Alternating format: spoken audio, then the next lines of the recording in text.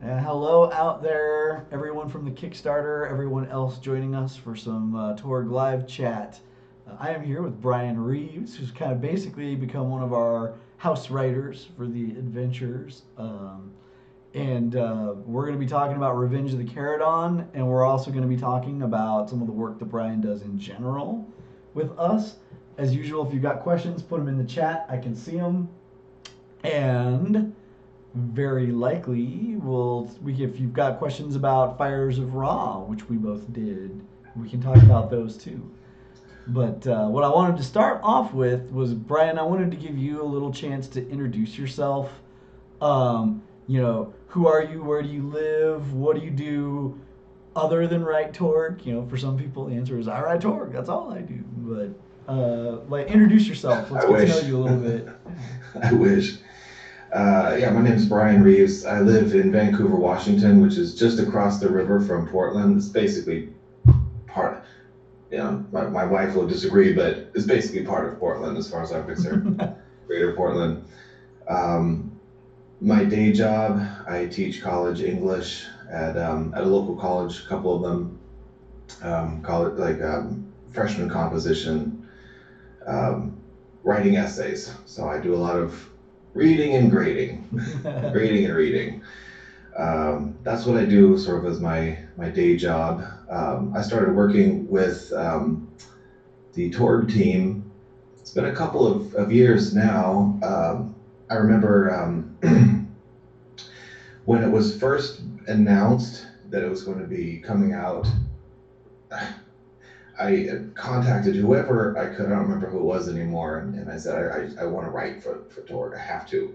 This was the biggest role-playing game sort of in my personal history. I'm sure that a lot of people share the same experience. 1990 changed everything, right? It changed how I just think about games in terms of act structure and scene structure, the sort of cinematic twist that you're gonna player agency and all that stuff, right? So I knew I had to be involved, and at the time they weren't taking anybody; it was all in house, and so I was disappointed, but I was still looking forward to seeing what came. And then out of the clear blue, I was on the forums, and Deanna contacted me and said, "What's your email address? I got something you might like." And yes, as a matter of fact, I did like it because it was writing, contributing to the Fires of what at the time we didn't have a title, but Fires of Ra, Yeah, the yeah. mega adventure for the Nile Empire, which was like a dream come true. So that's how I got involved in this, and then I've just continued on, and now I'm working. We've completed work on Revenge of the Caradon. Yep, you also been It's involved in Relics of Power too. Sorry. You've Oh been yes, involved in the Relics Relics of of Power. Power. Yeah, that's right. I've written two, soon to be three acts out of seven. Yeah. Yeah, acts.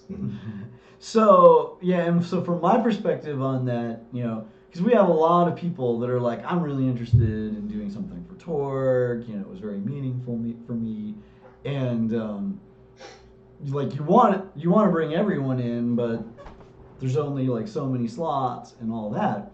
And we were working on the adventure. Shane had done the first one on his own, and it almost killed him. He will say. So we're like, okay, we don't want to have Really? like one person do all 7 acts. We need to split it up or have it as a team or something. We were still figuring out how all that was gonna work. And originally, it was gonna be Deanna and I that were splitting Fires of Ra. And I think about 1 act in, I'm going to speak for Deanna here. She was just like, turns out I just don't like writing adventures that much. And we'd already reached out to some of the other authors, and we were working on different parts of different books.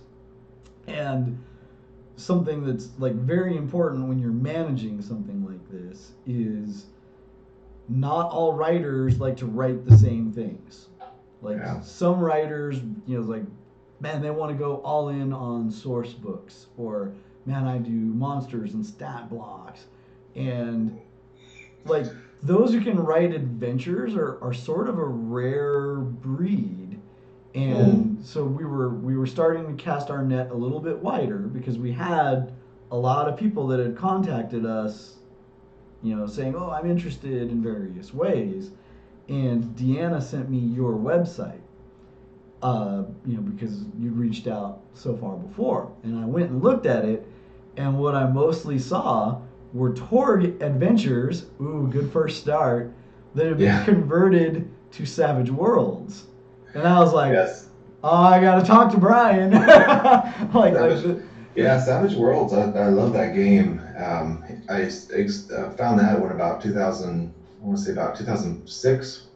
Yeah. And what I liked about it, how easily you could mod stuff for it. So one of the very first things I ever did was create a Savage Torg. Yeah.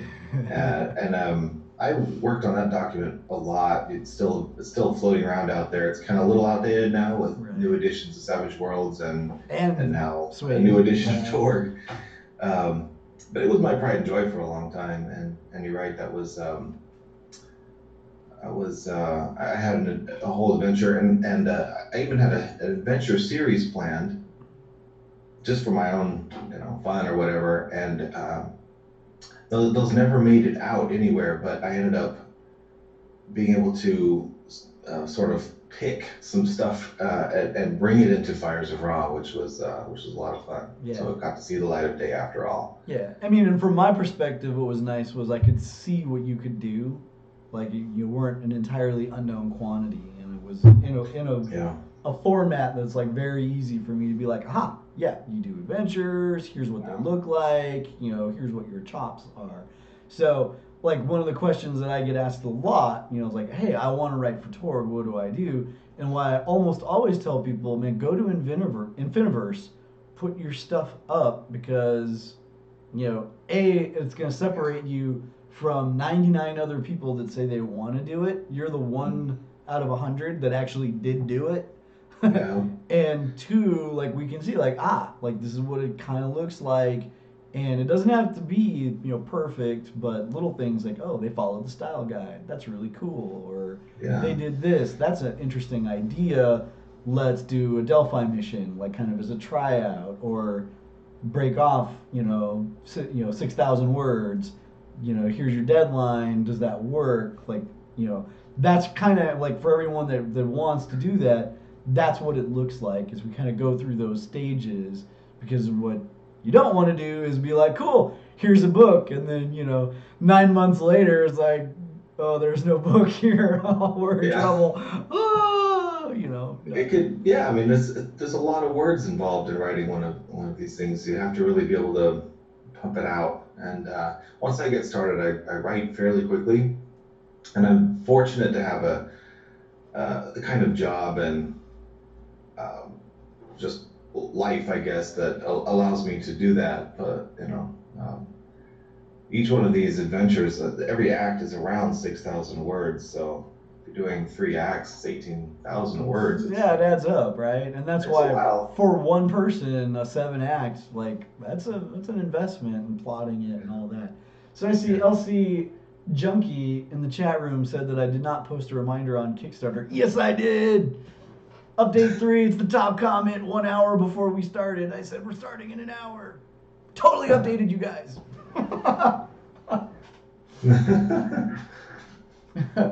There's also someone that said they just played through Acts 1 and 2 of Relics of Power and said good job, you and Deanna. Like, so cool. I'm glad people are enjoying that. Thanks.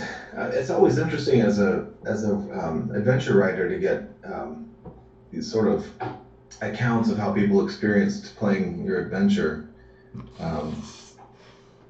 That's probably my favorite. You learn a lot from it. That's probably my favorite is like, well, it went this way at our table, and you're just like, oh my God, what were you guys doing? Because that's way different than. And I guess I should know by now. I've been playing role-playing games for I don't even know how long, 3 decades. I should know by now that the players are crafty, they're ingenious, and they're always going to find something that you did not think of. Yeah. You did not at all think of. So it's always fun, educational, enlightening. Mm-hmm. Alright, so I got a question here. I'm gonna scroll up to it. And I'm sorry I'm looking back and forth, everyone. Like, this is just my setup. So, let's see.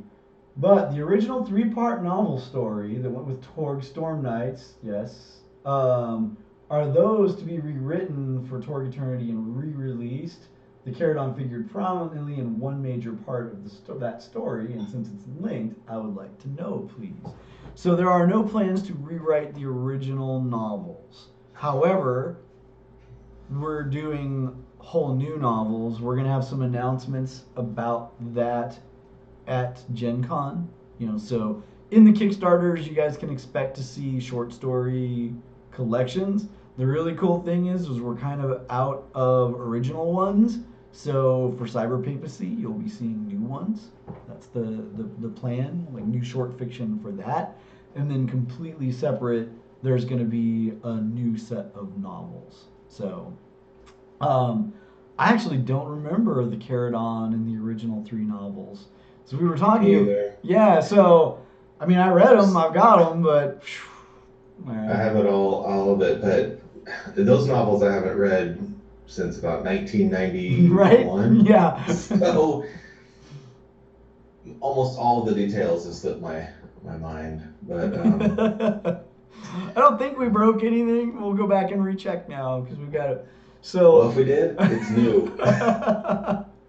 So that's actually a good segue to one of the questions that we had that was asked on the comment, which was, in the original, the Caradon was not native to Isle. Sorry, you didn't hear that. Was not native to Isle. It was not an Eilish dragon. It was something else. And they were like, without spoiling too hard, too bad everybody, I spoil. Like when I'm on a live chat, I will spoil things. Sorry. Like that's what you get for showing up. Did we keep that or not? So I'll let you start on that one, then I'll add my sort of perspective. Oh, okay. Well, one of the very first things we did, or at least I did, I think both of us did, was do a keyword search in all the PDFs that we've got. One of the great things about PDFs, as long as they're not just an image, some of them are just JPEGs or something that were just made into like the novels. But search for any mention of the Caradon anywhere so that we could square it with, ideally we'd square it with all the original material, but it didn't have to be that way. But I like to know what was done before and then work from that, right? Yeah, exactly. There was almost nothing that we could find. Almost nothing. There was a mention here and there, not even really a description of it to that we could really work with. So we're just like, okay, we'll just make it up. But we did stick to the idea that it was not originally from the Isle Cosm, that it was some tool essentially of the Gaunt Man and using some, Byzantine magic of his own, I suppose. And we kind of recreated it. I'm sure that there are areas that don't quite match up with the original, but I looked on what I could find. Right. Well, and so, like one of the only details that always came through in the other one is, in our control art for the Gaunt Man, the cane that he carries has the Caradon as the head. So that tells you right there, this is something important, right? Like this is like, there's a link between these two, and it's more than just, this is a creature that he's got. It's like, like not just another one of his tools. It's something right. Like this is a major thing. There's a deep connection between those. But also, like when you look at the story, it's like, well, but he gave it away to Uthorian, like his number one thug, essentially, and Uthorian got it killed. So like, there's got to be more to this. How is Uthorian still a lieutenant if this thing that's got to be that important to the Gaunt Man, is given like, okay, you can borrow the car, and he wrecks it, and all seems to be forgiven. Yeah. So and there was always something in the fiction about the Caradon going away, and you know, and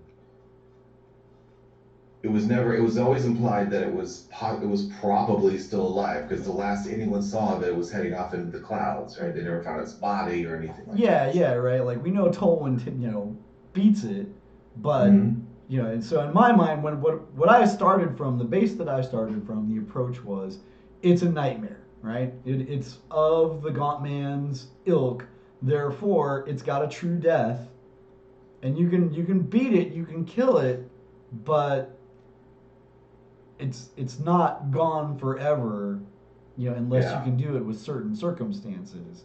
And so that was kind of like our starting point with Kurt. I think it was originally like Mark of the Caradon or Curse of the Caradon, was the idea that's like, oh yeah, and Tolwyn came back too, right? So we know, like, all right, something's going on.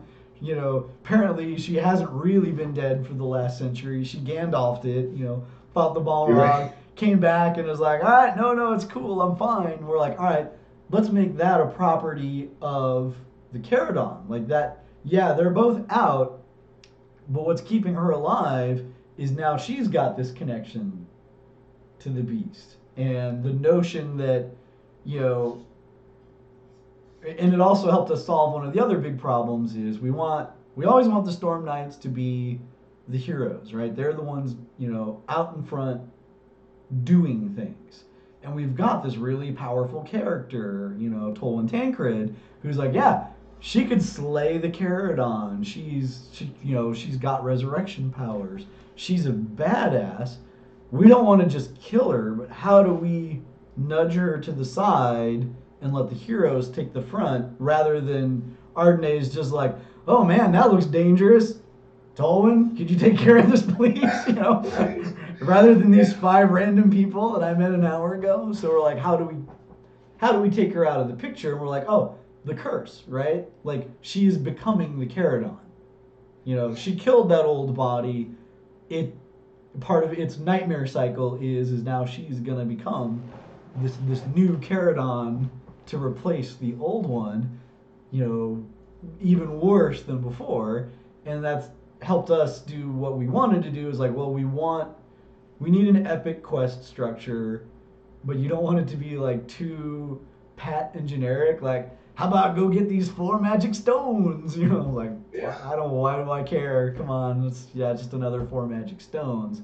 But by tying it into this curse and making it like this is very Isle, like in a lot of ways, but it's Isle dealing with this Aurosh influence, which has always been part of their kind of backstory. Like with Uthorian, as much as we like to pretend he's his own villain, he's basically a minion of the Gaunt Man. Like he doesn't want to be, he's got ambitions. He won't be a, nightmare thug forever, but it's kind of what he is. He's doing the Gaunt Man's work. Let's see. Just making sure there's no questions that came up. Yeah. One of the questions that came up sideways was, when we're at Gen Con, are we going to record the panel? I would not count on that, everyone. So what in years past we had a team there, Meher and I think Nico, that were filming things for Gen Con, and they would film the panels and put those up. That is not going to be true this year. We've only got a few people going. We might have video equipment, but if we do, it's going to be serendipity. So very likely that panel will not be filmed. We will post on the website any updates that we announce there, because we've got a couple of cool ones. I think I already spoiled that we're going to talk about the novels, and then there's some more stuff that we'll talk about. I mean, none of it's earth shaking, right? Like, it's not going to affect your wallet specifically. But those of you that are following who's doing what and what we've been working on, there will be some kind of cool surprises coming up. And I think one of them will really excite the audience in general. Okay, let's see. Deanna posted some art. People like the art. Aaron Riley did the cover, and some of the internal stuff. Talon Dunning, who's a Torg superfan has done some interior stuff that's just really cool for it. And we've got a lot of artists, and in fact, one of the live chats that I intend to do before the end is get some of the art team on to talk about that. Like I think Alita Saxon or Aaron Acevedo.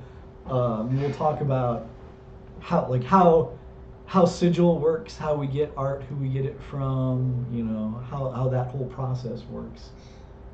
Let's see here. We got some extra votes for Talon. Okay. Moving on. So this was a question that I wanted to ask. So there's a very different approach for the different cosmos, and clearly we've got one approach for the Nile Empire with our obstacle piling, and it's just action scene, action scene, action scene, action scene. We wanted a very different, sort of more quest-like approach in Revenge of the Caradon.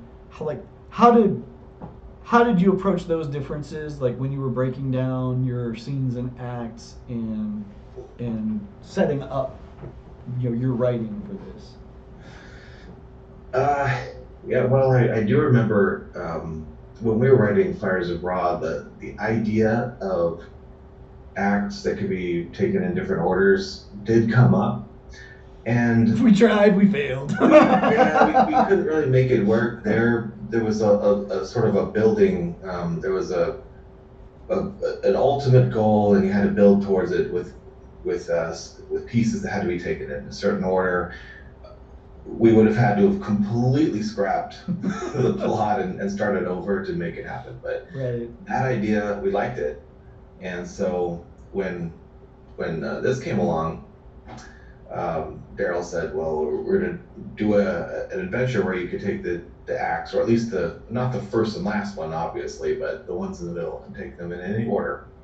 And I thought that was a great idea. We would love it if each one of these adventures felt very different in different ways. Like something that's more investigative would be good, or there's been a few people asking for a sandbox. We'll see if we can pull off a sandbox in a highly act and scene oriented game like Torg. But anyway, so that's what we did with this one. And I guess the main thing I noticed was that each one of the acts really almost feels like its own little adventure. There's no clear connective tissue between Act 3 and 4, for example, because you really don't know where somebody's going after this. So you can't leave them in London and then pick them up in London in the next one, because they who knows where they're going, right? So you had to just not think about that part of it. Every act had to begin with a scene that sort of introduced its own unique problem, and then you continue to work on that problem, and it all gets hopefully resolved by the end of the last act, or so last scene of that act. And then that was the primary difference. I never had to think about where people were going to be at the first scene of the next act, or where they were in the last scene of the previous, when I was doing the writing. Yeah. Well, I also like the way that shifts the focus, though, because, like you said, you're not moving chess pieces on a board. You're like, now we've got to get to here. No, we got to focus on what we're doing here, right? Like, we're dealing with some Vikings. We're gonna go all in on dealing with Vikings, and political's maybe the wrong word, but I wanted Isle to have more you've got a quest, structure, but it's not just kick in the door, slay the monsters, and move on. You're gonna have to go, and you're gonna have to negotiate with these Vikings, and you're gonna have to make some choices, and you might have some allies when you come out of it, or you might have a lot more enemies, when you come out of it, depending on what sacrifices you make along the way. And I think that whole idea of negotiation and sacrifice is very interesting and adds an element above and beyond the action that we do. And the cool thing is by focusing on that, you you get to really get invested in where you are. Because one of the ideas that we wanted to push with all of these adventures, like all of the Cosm-based ones, they're like travel logs. They're your manual of how to Living Land. That's what the God Box is, right? It's like it goes to different places within the Living Land, and it says, "This is how to Living Land, everyone." Like, this is what you're gonna see where you go here. And what we tried to do with the Nile was like, yeah, this is how to Nile. Like, we don't want to have all this advice, in the source book on obstacle piling and how a Nile adventure is supposed to play, and then do our adventure book and be completely different from that. It's like, well, no. Like, we've got to model this for people so when they're doing it on their own, they've got this base. Same thing with Isle. It's like, hey, we've got these very different pieces, that we break down, and like it's different here than it is here. Let's go to those pieces and experience it firsthand, so you know how to Isle when you go there. And like we've already talked about some of the challenges that we're facing for the cyber papacy version of that, because their striation is not geographical so much, but it is there. So, like, how do you plot around that? And what's their big difference? Like, what does that feel like? So. Yeah. Let's see here.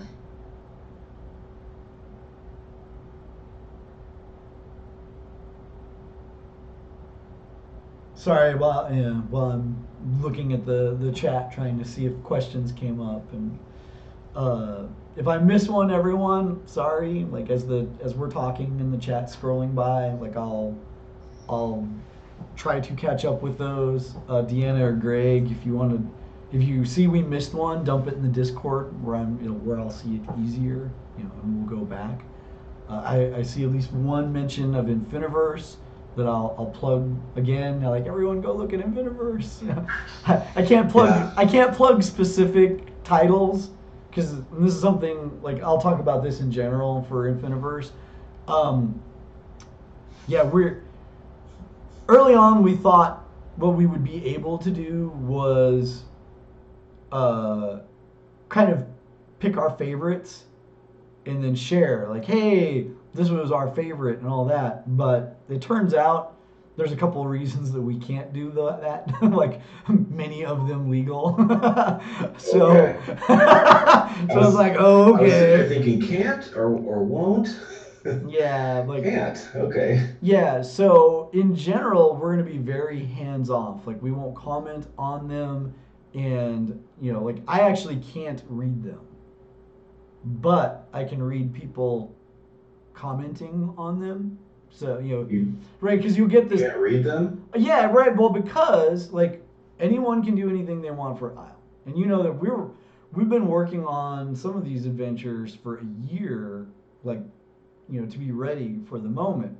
And the risk that opens up is someone does something with they reuse the same monster from an old book, or they do something that we're worried that like we did it 8 months ago, and then they're like, oh, hey, they ripped off my idea, for this, and it's like, makes sense. So I literally am not allowed to read them to keep us protected from that. But I can read that everyone liked this one that somebody did, and then that's how we can kind of scout out talent, for that. And people who aren't me can read them. Like Deanna can read them just fine. That's how we protect ourselves, because we want that resource to be out there, right? Like, I want the community to have that, but I also don't want to put the IP at risk, by having it out there. And as long as everyone's cool, it's great. Like, it's when it stops being cool, that's when it's, now we've got to, change the wording around this or do whatever, but hopefully it just stays cool. So Let's see here. Dave Haynes asked, will the Revenge of the Caradon lean into the Law of Legends? I would say yes. So Law of Legends mostly is supposed to apply to core Earth legends that get reenacted, but the entire conceit of it is there's this legend around the Caradon that we're that Tolkien's having to reenact. So yes, we don't hit that nail on the head. It's more subtle. I don't think we have any. Oh yeah, we do actually. Jenny Greenteeth. Your Jenny Greenteeth act. She's a legend come to life, so it does do that. Yeah. It doesn't. There's no Law of Legends mechanic associated with her, but she's a core Earth legend that was basically snatched up by Isle and brought back, made real. Yeah, and what's fun is like we had a Delphi mission that was adjacent to Jenny Greenteeth because like it's all. That's the fun thing. Like we had 2 Robin Hoods, we had a Jenny Greenteeth, and we had that in the adventure. And at first I was like, oh, do we have to do this? And I'm like, no, like that's the joy of the Law of Legends. It's like it's spitting these out like 2 or 3 at a time, like as different people are interfacing with it, and we're just like, yeah, like that's a thing. Like there might be 2 or 3 of them. Mm-hmm. Let's see here. Question: what is the most modern government that can exist in Isle? I'll field that one.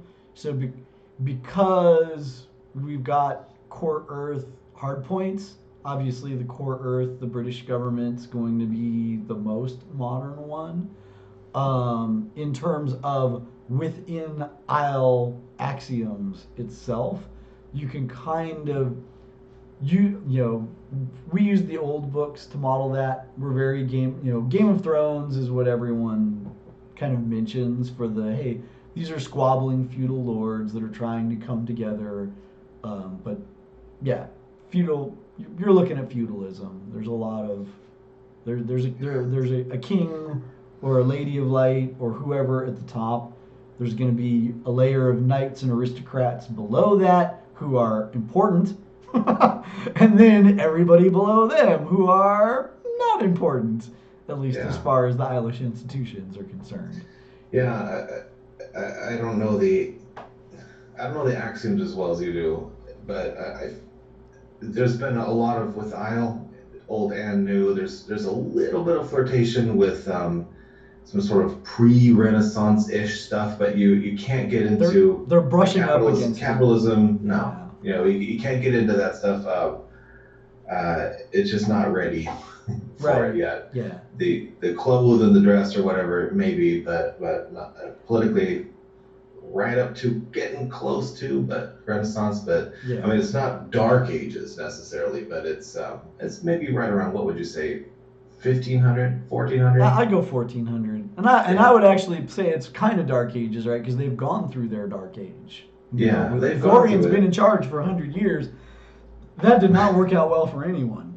Yeah. So yeah, like that's kind of the Irish Dark Age, but where we get to also play with that is a lot of the different. We've got race striation there that we don't have in a lot of the other places. So it's like elves probably would be pushing in a Renaissance with their culture, even though they're smaller and have been hosed and they've got all sorts of problems. It's like, look, they've been around the block more than once, and the same thing, the dwarves, they're coming from a very different place.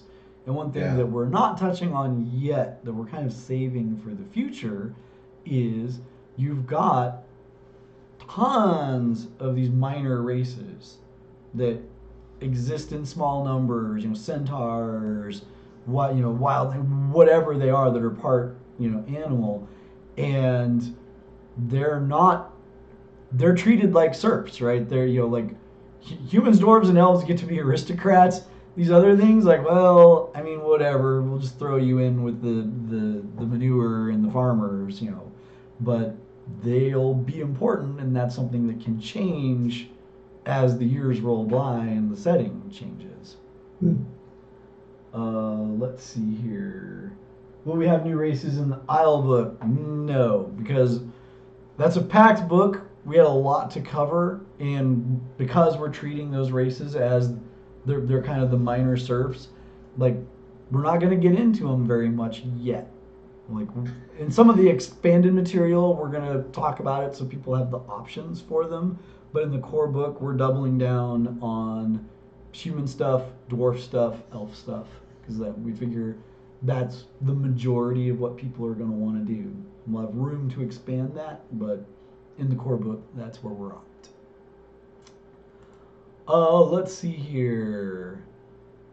Will we get information on how that picture of Sneaker Queen the Ardenay wearing sneakers? So we don't really. I think we have a throwaway line. When you guys meet Ardenay in Act 1, I think we've got a throwaway line about it, but it's not. There's not that much to the story, everyone. She just finds sneakers comfortable. In general, she's gonna be okay. Like when action starts, she takes them off. But that would be probably the most ignoble disconnection ever, though. Like, humiliating. Right? But man, your Nikes caused you to surge. Hey, but if you've worn like 1400s heels, I think you'd make the same choice.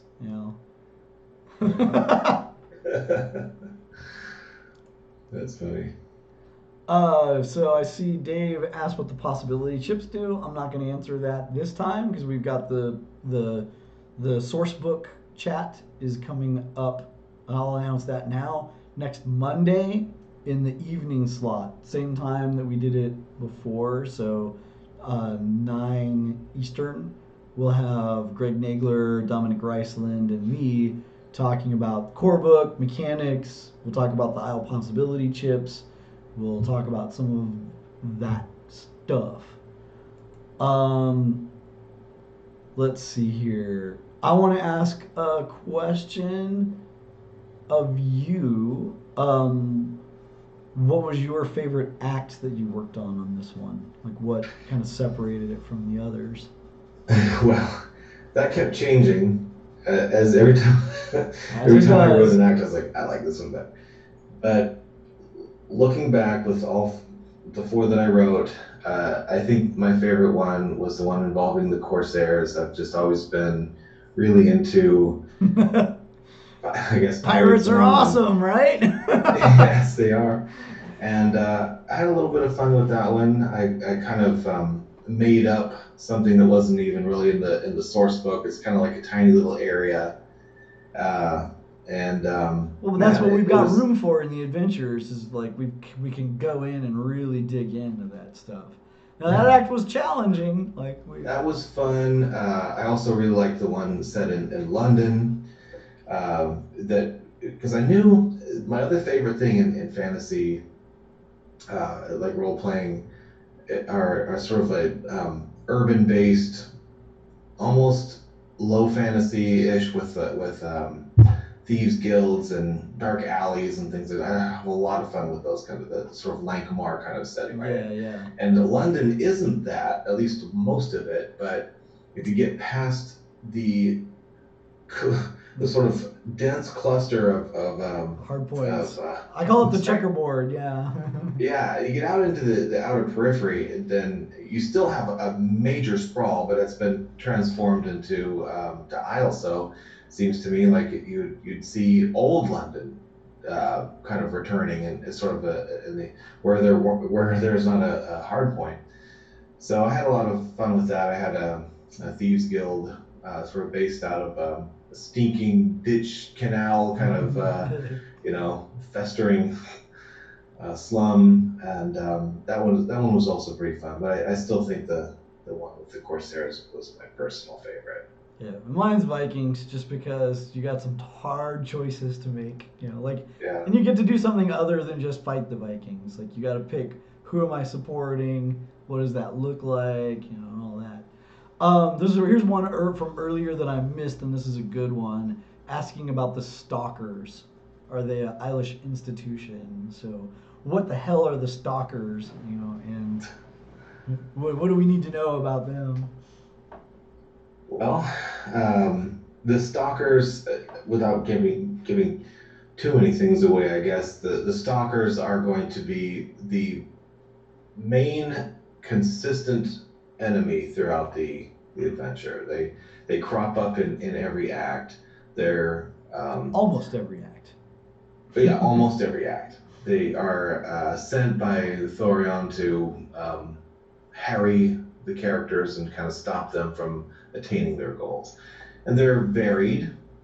They're not sort of the same. It's not the same group. It's not the same individuals every time. It could be, but your Storm Knights will most likely defeat them. They're probably going to kill that first one.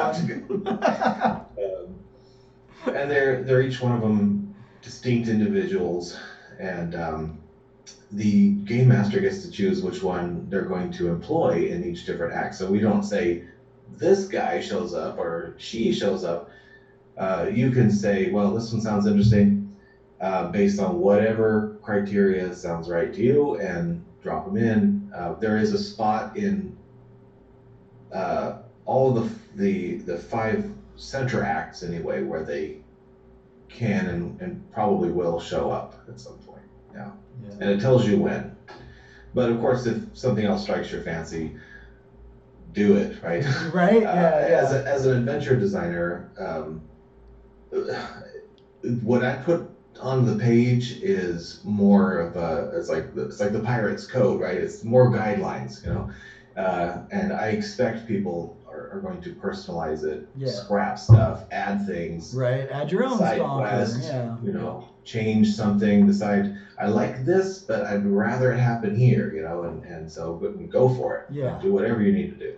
And, and like you said, our idea with them was so that we had this feeling of building action, even though you're picking and here's the other thing I like about the structure of being able to choose your order of picking the items is, one, the bad guys don't know where you're going to be. So we needed, for Rising Action, this notion's like you're being hunted. Like Uthorian's got people after you. He's trying to stop you, but he doesn't know where you're going to go. He doesn't know what exactly you're going for, just that whatever it is can't be good for him. So go, release the ring wraiths, go get them, And so we've got kind of Rising Action on that front. But what I loved about the open structure is it gives the players more of a sense of controlling their own destiny, in terms of it's like, oh, we're not passively just waiting to be told where we're going next. We know we've got to do these 5 things. And I think it makes the most sense if we hit London first because it's closest. Okay, great. Let's go to London. Like, all right, now we've got to go all the way back across over here. So that was a terrible idea, But I like giving them that control. Like, I think feels good to me as a player. It's not necessarily full sandbox, but it certainly gives me. It flirts with it a little bit. Yeah, it flirts with it a little bit. So we got a question from K Wolf. Does Revenge of the Caradon take place only in Isle or across 2 or more other cosms as well? Only Isle. Only Isle. Yep. When cosms collide is your multi-cosm crash bang, everyone. This one, we do have Core Earth scenes in this one because Core Earth does have hard points and they're very important to Isle, But the whole idea of the cosm specific ones are to really drill down, deep dive into that cosm. So we're not going to spend a lot of time on other ones. Yeah, I wanted to see if there was some way to get the channel tunnel involved, but that did not happen this time. Apparently, maybe for Cyberpick to see. Yeah, well, apparently, can't make any promises. Apparently, I think it would be a really neat place to set an adventure, though. Oh yeah, I think it's the most interesting place, in Europe. Because of the axiom collision that happens there, and you've already got this deep hole. It's just like, oh yeah, this is Nightmare City. Like, don't go there. And in some ways, that's why we didn't. We were like, ooh, we kind of want to leave that space open to just say, don't go there. Just, wait till Take the boat, Look at man. Gamma. Take the boat. Yeah, and like I'll invite comments on this. Apparently, I'm the last person in the universe that calls it the Chunnel. Like I've been referring to it in the books, and we keep getting notes back Yes. like it's not called the Chunnel anymore. No one calls it the Chunnel, and I'm like, it was the Chunnel. Oh, come on, no, I gotta call it the Channel Tunnel. I guess I don't know, maybe because we're from the United States, but I always thought that was the official name. I thought so too. Shows what I I guess know. not. I guess not. So I've never been Europeans. farther east than Barbados.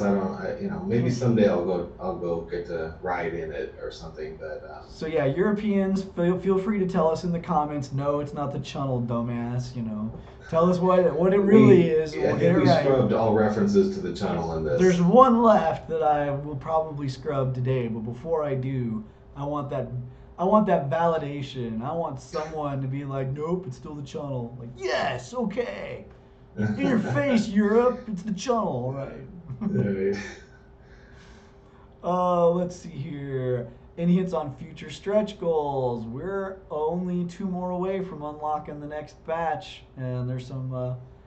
I think we've shown all the big surprises, or at least hinted to it. Like the next big surprise is the magic item deck, the printed deck, and I suspect we'll hit that one by the end. That should be a cool one. We've got one more printed item that, like, I don't think we'll reach, to be honest. Like, I think it's really cool. It's one I've had kind of hanging out for if we like go over a few times. And it's not that big a deal, but I think it'll be cool if we ever hit it. But I don't want to chat it up because if we don't reveal it, people will be like, "Oh, that did sound kind of cool." It's like we'll get to it. One of these Kickstarters will get it. Mm-hmm. Let's see here. Dave Haynes, I like to play different characters. Other than Eilish characters, are there any Cosm characters better suited for this adventure? Other than Eilish characters, who would be best suited for this adventure? Yeah. I don't know. This is Torg, so bring whoever you want. But I feel like that's a good question. Being able to cast spells, it's always nice, and it's not a common thing. You got Aysle. Actually, magic's pretty strong. Niall's got strong magic. Cyber Papacy's got strong magic now. Yeah. So. But I mean, Core Earth, no. Living Land, no. Pan Pacifica, no. Right. So, I'd go with a Living Land character. A, because they're just interesting, and B, because you've got a very strong spiritual. That's true. Axiom in Aysle. So all your stuff's pretty much gonna work, even though you're a fish out of water. You're not getting hosed by the setting on that one. Yeah. And you've got probably melee to fall back on, and it's a very melee rich setting. So I would say a Living Land character is gonna have a ball. Mm-hmm. But I would also say that we tried hard to introduce enough of the political maneuvering to where a non-combat character has got a lot more to do in this one than they might have had in Fires of Ra. Mm-hmm. I mean, by design, because Fires of Ra, it's Nile Empire, right? Like, we tell them, it's action scene, action scene, action scene. Oh, yeah. And this one is one to the next, yeah. Yeah, this one's going to be, hey, look, you're going to have to talk to these people. Hopefully you've got someone who's not, like a scarred, low charisma combat monster who's going to be able to make that happen for you, or this could be, Mm-hmm. or this could be problematic. There's always room for a lunk-headed barbarian who just wants to swing his axe. And I think I try to mix things up a little bit myself. I know that mine tend to be a little bit more action oriented. I guess that's how my brain works. Yeah. But even then, there are still places where you're gonna have to figure something out. You're gonna have to deal with some people. You gotta ask around, and things that axe swinging barbarian might not be so good at. So we'll need But- need a little bit of variety. But plenty of stuff that he is. Plenty of stuff to chop. Or she as well, is. Yeah. Yep. Let's see. We're at the 10-minute warning. I'm going to ask one more. We're going to see if there's any others out there, Okay. and then lightning round, and then start wrapping up, so that this will make a nice little 1-hour YouTube video for the site. Oh God! Hopefully I recorded. I did. Yay. Good to check now. Smart. What was your favorite foe from the adventure, whether it be a monster or a personality or whatever? Favorite foe? Yeah. I definitely, but that is a tough one. I've always had I don't know why, just a fascination with these types of demons in D&D. They're called Mariliths. I just always thought they were just really cool. I've used them over and over again in D&D campaigns. And so I borrowed that idea for one of the villains that I really, really like. I always felt like they looked really intimidating with multiple arms and this snake body. And so I worked her in. And she's probably my favorite. After that, it's probably the Corsair enemy captain that you have to go up against. He's very straight out of Pirates of the Caribbean. Right, but what I also like though is you've got a choice, right? Like you could be on his boat instead, and then it's a different captain that you got to fight. Like we got two captains in that chapter. In that particular act. You get to pick who you're joining, and the other one will be your enemy. Yeah. Yeah, that particular act you have two possible allies, but there's definitely one enemy, and that enemy is okay. Not to be trifled with. Okay, I know what you're talking about now. Yeah. Just sticking with the foes, but as far as allies are concerned, yeah, those two allies are interesting. You only can team up with one of them because they hate each other. Choose carefully. And depending on who you're with, you're going to have a slightly different experience, and you'll have to deal with the ramifications of who you picked with when it comes to that time to when those two get to meet back up again. Yeah. So my favorite, this is maybe insight to me. So one of the stalkers that we added, he's just like a total mercenary, right? Like we've got these. You got lightness, you got light, you got darkness, and then you got the outsiders who are just kind of like, I'm a barbarian, I do my thing. So I added, he's just like a big badass barbarian. He's a tracker, he's a hunter or whatever, and he's like totally mercenary. But that also makes him so much fun, like in the encounters, because you can like buy him off, like if you can get away with it, and be like, hey man, I got this magic item, will you take that and like leave me alone? And he'll be like, that sounds like a pretty good deal. Okay, sure. And so I love we've got dripping darkness undead and this and that, and then this guy who's like, yeah, sure, I'll give you a head start, whatever. That kind of difference in the villains always makes it fun, because and we also like to leave a little bit of room, because we talk about this is something that it kind of came up with serendipity, when we had our Delphi Council members, and one of our things that we tried to add for each of them was okay, you're making up this Delphi Council member, we're also going to make up a subsection of the Delphi Council that is built around what this character does.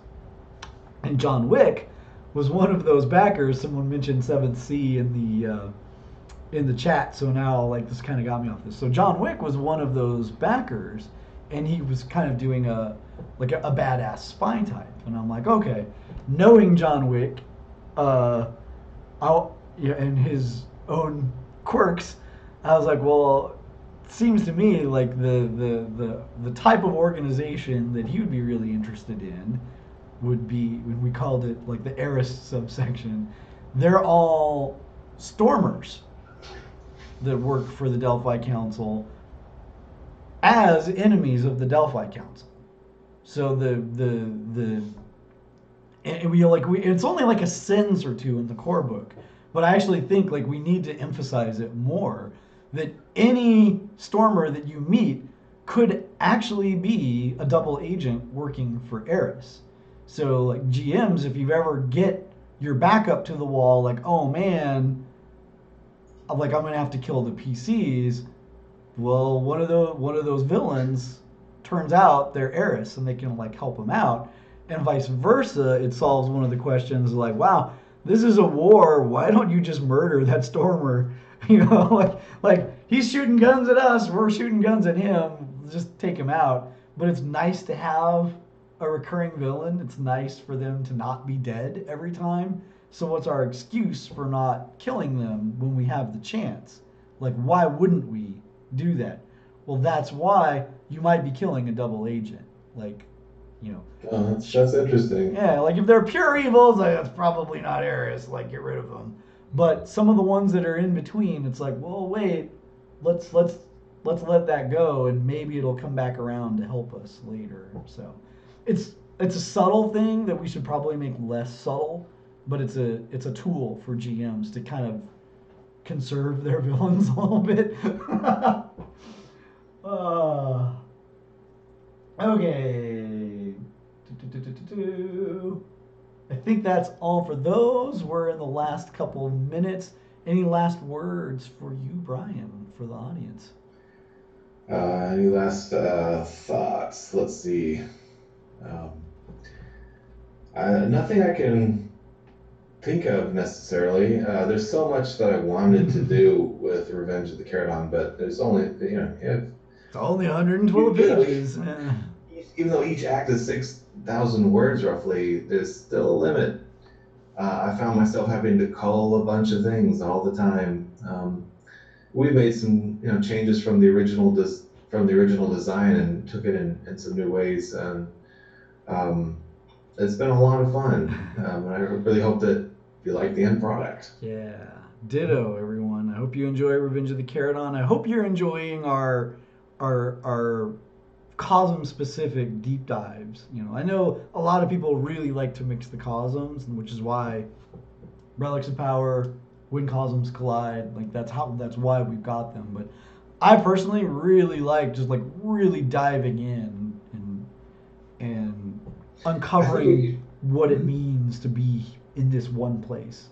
Yeah, I think it can be really useful too to not just dip in tiny bits here and there, but to saturate, and then you come out the other end feeling like you've really experienced this one place. Right, and when we do the year 2 ones where we're diving around, like we've got a much stronger base for all of those. Yeah. Yep. All right, cool. Everyone in the chat, thank you so much for being here and joining us. Everyone that's going to be watching this on YouTube or on the Twitch stream, thank you for your time. We will be doing this again Monday, July 22nd at 9 p.m. Eastern. That'll be me, Greg Nagler, and Dominic Riesland talking about the source book. And then we'll schedule the next one with the art team, Alita Saxon, after that. Thanks, everyone. Bye.